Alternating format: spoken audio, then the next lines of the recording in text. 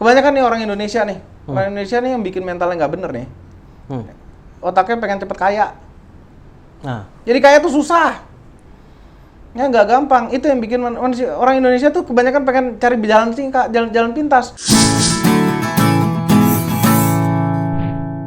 Tadi masih terpikir soal banyak orang nanya juga soal kalau content creator gimana sih biar bikin konten gue itu viral gitu. Ada yang pernah nanya gitu nggak? Kalau nggak ada ya ini gue mungkin pertama yang nanya dan itu aneh sekali loh. Kan banyak yang nanya begitu nggak? Itu aneh sekali. Kecuali kalau memang akan kita tahu akan viral ya, let's say misalnya kita bikin Jimny Challenge aja kami tidak menyangka seviral ini. Ya, misalnya ada kejadian apa yang besar, misalnya tahu-tahu ada demo gitu ya, demo kita ada di lokasi itu, kita siarkan live, itu bisa viral, bisa ya kan, hal-hal seperti itu bisa. Tapi kalau kita membuat suatu kreasi video yang ini mudah-mudahan bisa viralnya, nggak ada, itu algoritmanya tidak bisa dibaca sama sekali, YouTube susah sekali ya. Dan yang disebut viral tuh apa? Apakah banyak yang nonton? Apakah masuk trending? Yang mana? Viral tuh yang mana ya? Apakah banyak yang komentar? Ya kan? Bisa aja penonton nggak terlalu banyak tapi yang komentar banyak. Tapi kalau kita membuat video jangan berpikir mau ini viral nih harus viral, nggak stres. Ingat, kita cuma ingin menyampaikan informasi ke masyarakat. Kita ingin menghibur masyarakat, kita ingin tujuan kita apa? Kembali ke basic itu aja, jangan berpikir viral, kebanyakan nih orang Indonesia nih. Orang Indonesia nih yang bikin mentalnya nggak bener nih. Otaknya pengen cepet kaya. Jadi kaya tuh susah.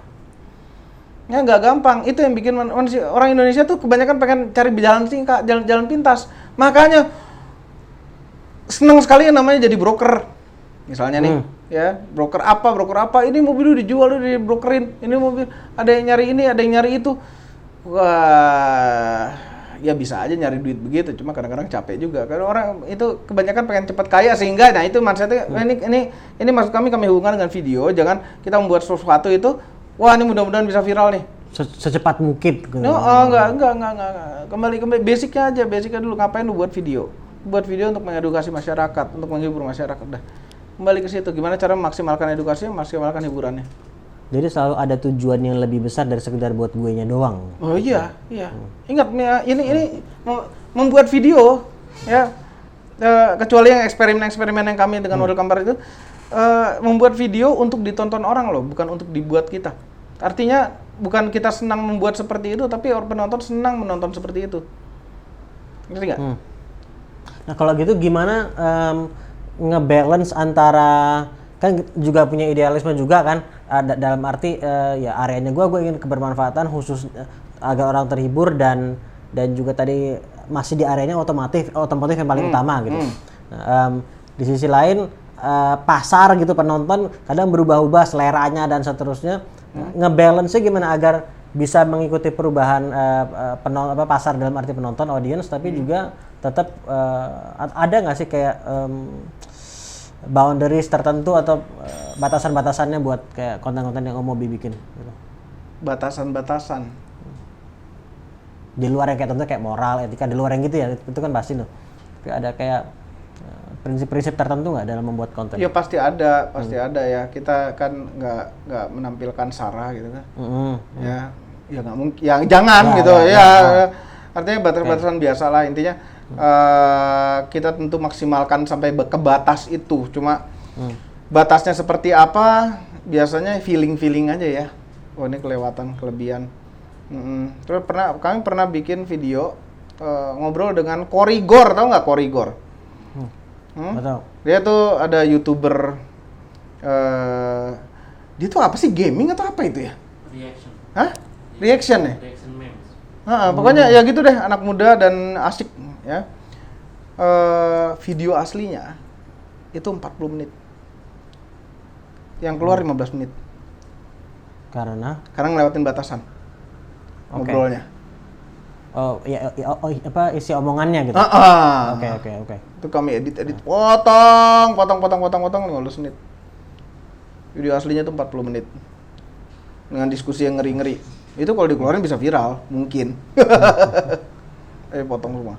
Pernah nggak, tapi berarti kan sampai di publish-nya akhirnya itu kan udah diedit dong. Nah, pernah nggak sampai setelah ngeliat ngeluarin konten gitu udah di-publish tuh, kayaknya itu tadi agak kelewatan deh gitu. Pernah nggak lagi gitu? Atau pernah biasanya yang bikin sadar tuh komentar penonton. Kayak konten apa kalau nggak keberatan cerita gitu? Nggak ingat, nggak ada yang terlalu parah sih, jadi nggak ingat. Jadi besok penonton komentar yang salah itu biasanya kami salah data, kadang-kadang salah data, tapi yang kelewatan dalam sisi seperti moral dan lain-lain itu enggak sih. So far kami, karena anak kami 5 ya, jadi mungkin lebih sadar karena seorang ayah gitu, jadi lebih sadar aja. Jadi enggak, jarang sekali terjadi, dan sekalipun terjadi kami udah nggak inget. Ini nyambung sedikit nih tadi soal berkeluarga juga gitu, Om Mobi. Ini nggak apa dari membuat kan channelnya banyak tuh, Om Mobi, ya kan? 2. Satu lagi Mas Mobi dikelola sama Mas Mobi. Oh, yang mengelola beda. Yang mengelola beda. Tapi sebagai pengusaha kan berarti banyak nih yang dikerjain. Cuma 2. Mas Moto Mobi sama Om Mobi. Jadi sekarang betul-betul full sebagai content creator gitu.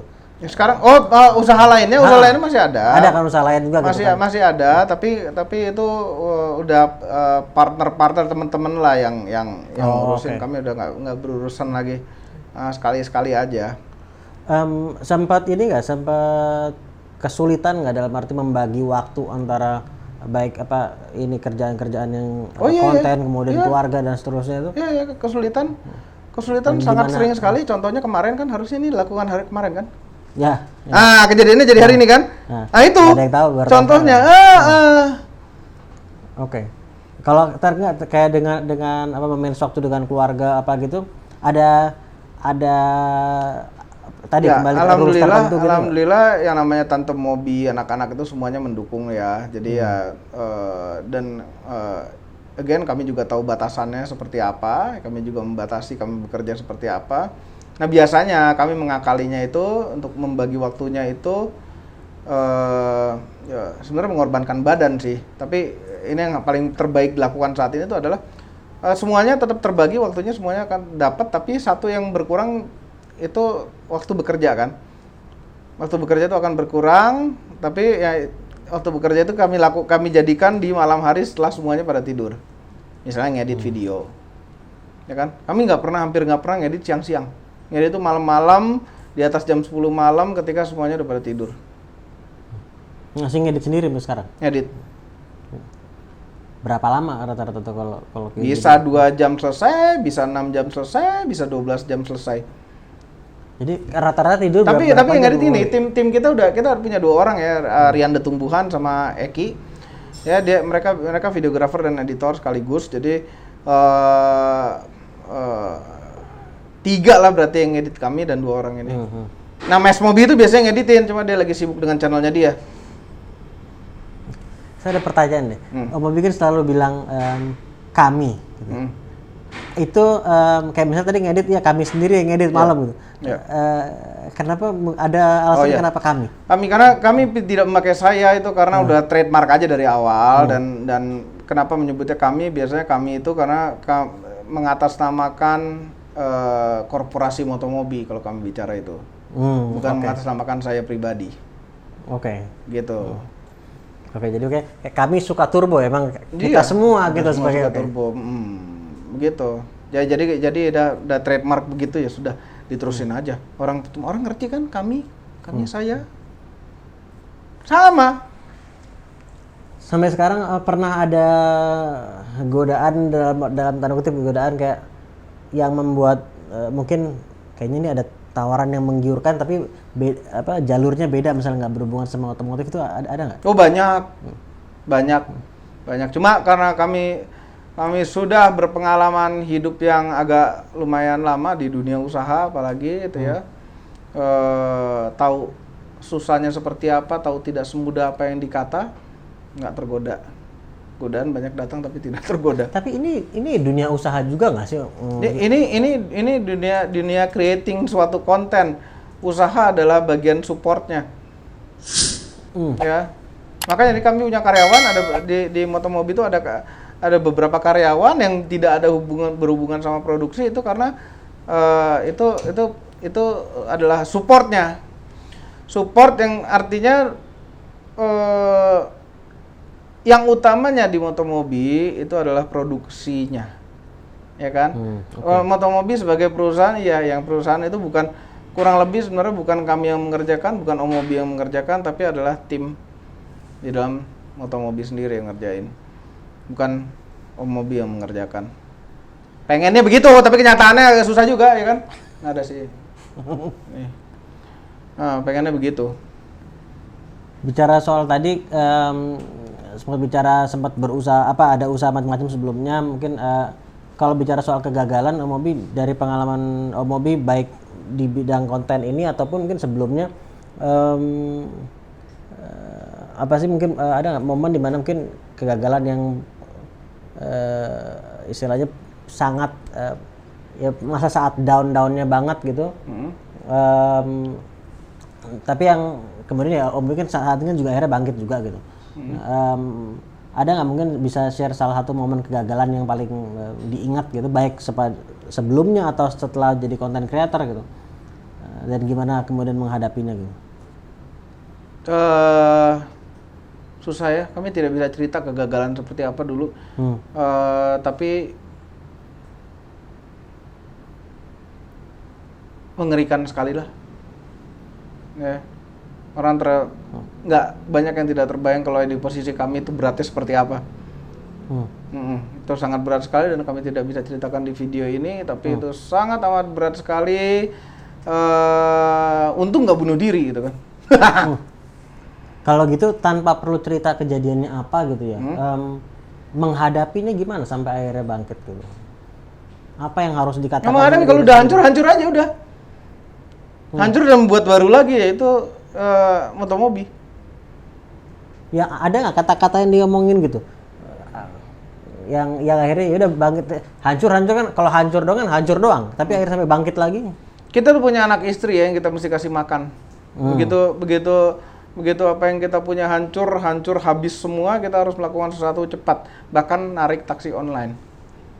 Jadi salah satu faktor ini adalah keluarga juga ya. Keluarga, nggak ada motivasi lain yang lebih besar lagi, keluarga. Kita kepala keluarga, kita harus ngasih makan mereka.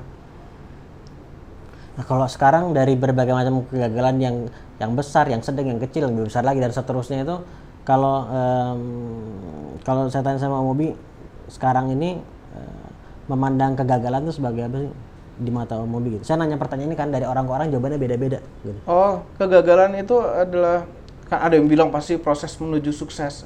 Standar. Nah, kalau di mata Omobi gimana? Kegagalan berarti lu kurang jago. Berarti kurang jago. Ya, either lebih memperjago diri, ya, atau ganti bidang lain. Nah, kalau di mata Omobi, taunya saat ini gue perlu lebih jago atau gue perlu ganti bidang, ada nggak? Kayak caranya gimana taunya?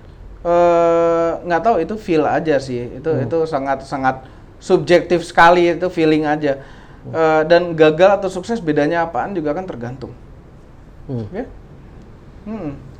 Orang bilang Motomobi sukses, kamu bilang Motomobi masih gagal. Karena belum mencapai target yang diinginkan. Bisa kan? Bisa. Oh, ini sukses itu ini contoh atau beneran nih? Gagal atau sukses itu tergantung sudut pandang. Ya kan? Ya. Tapi kalau misalnya kita selalu bersyukur, itu berarti kita selalu sukses kan? Kalau kita selalu bersyukur, kita selalu sukses. Benar. Ya kan? Ya. Dan kita akan mencoba yang lebih menantang lagi untuk menjadi sukses lagi. Kemudian apabila kita gagal, ya kan? Kalau kamu bilang tadi, oke, kalau gagal berarti kami kurang jago, ya kan? Itu kalau negatifnya. Tapi kalau positifnya, kalau gagal kita tetap bersyukur, ya, masih bisa lebih gagal lagi, ya. Dan dengan bersyukur itu, kita merasa sukses dari situ. Bingung kan? Sama. Sempat bingung, tapi pas udah sampai di akhir baru ngerti. Iya, sama bingungnya. Kami juga bingung kenapa ngomong gitu.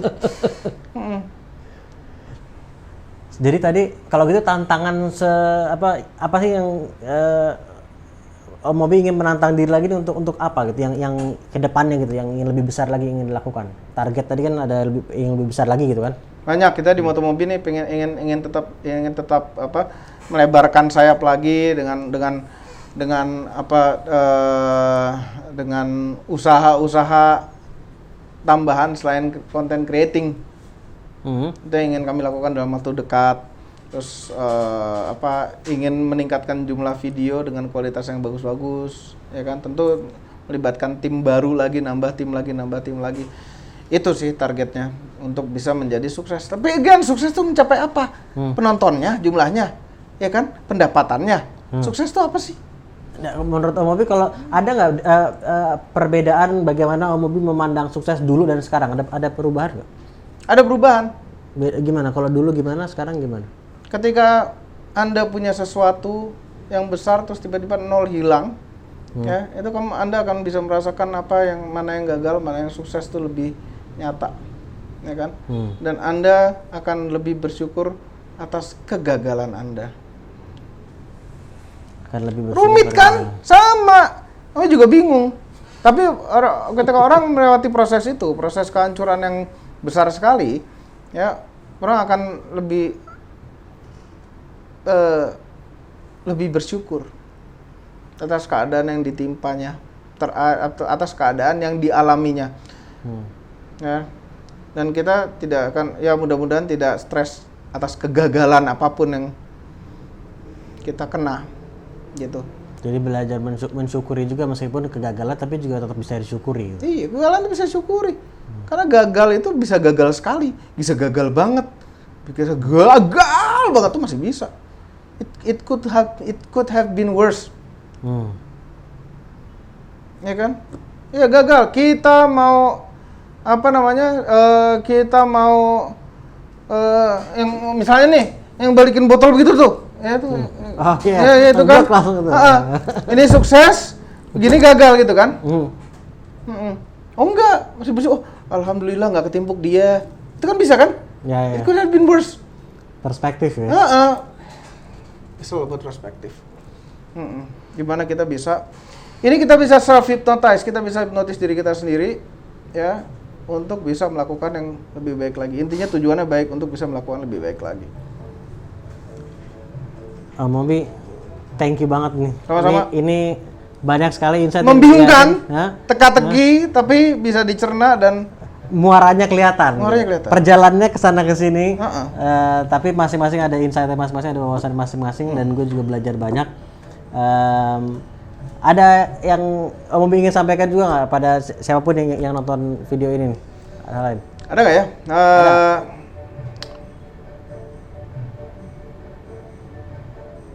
Menurut kami nggak ada apa ya? Udah tersampaikan semua loh itu. Udah tersampaikan semua. Dengan cara yang sangat complicated. Ya. Intinya kalau melakukan sesuatu jangan gagal. Intinya kalau gagal bersyukur. Bingung kan? Jangan lupa bersyukur, dan gue sangat bersyukur banget sudah diberikan waktu Om Mobi kita ngobrol-ngobrol. Ya, terima kasih telah bertamu sini menjadikan kami tamu. Dan terima kasih menjadi tamu kita juga dan menjadikan kita bertamu. Dan kalian sebagai tamu-tamu di channel ini juga, terima kasih sudah bertamu ke channel ini. Mudah-mudahan bermanfaat, mudah-mudahan dimanfaatkan juga.